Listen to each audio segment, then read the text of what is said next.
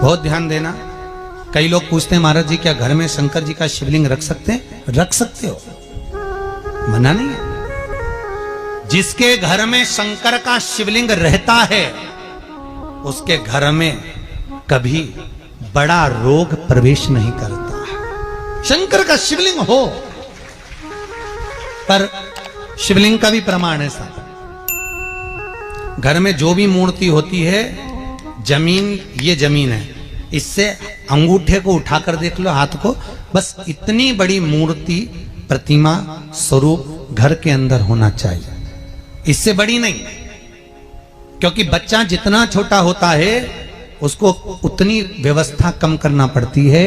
बच्चा जब बड़ा हो जाता है व्यवस्थाएं बढ़ती चली जाती। और निवेदन है, आप अपने घर के कमरे में दूसरों को अलाउ नहीं करते। करते हो क्या? जेठानी का लड़का आया तुम्हारे कमरे में आकर बैठ गया, देवरानी का आया या ननंद के छोरा छोरी आए तुम्हारे कमरे में बैठ गया, तुम्हें अच्छा लगेगा? जल्दी कर बाहर निकल। अपने कमरे में तो बच्चे कहते हम कहां जाएं? दादी के कमरे में जा। क्योंकि बेचारी दादी का कमरा तो पंचायती। अपने कमरे में कोई नहीं होना। और ले देकर केवल एक भगवान का कमरा ही ऐसा होता है, भगवान का मंदिर एक ऐसा होता है जिसमें सब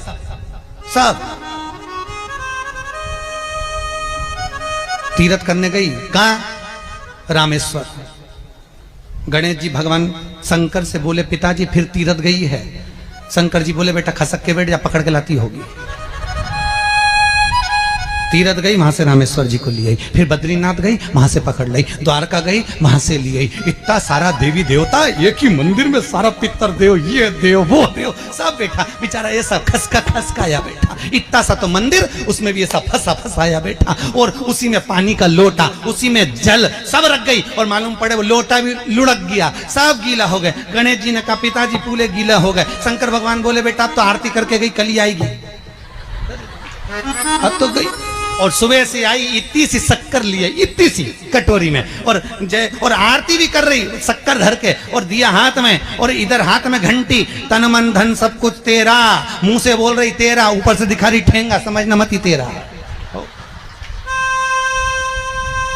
समझना नहीं तेरा। पहले के लोग घंटी बजाते थे तो अंगूठा नीचे रखते थे। आज के जमाने में तन मन धन सब कुछ तेरा, समझ भगवान भी कहे का फंस।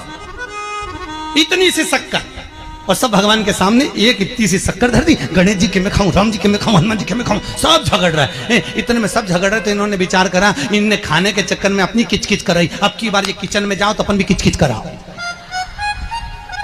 अब सारे पंडितों से पूछती फिर रही महाराज घर में शांति नहीं, घर में शांति नहीं। अब महाराज जी के कहीं मालूम कि क्यों शांति नहीं?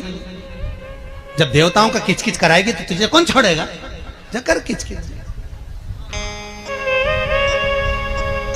भगवान।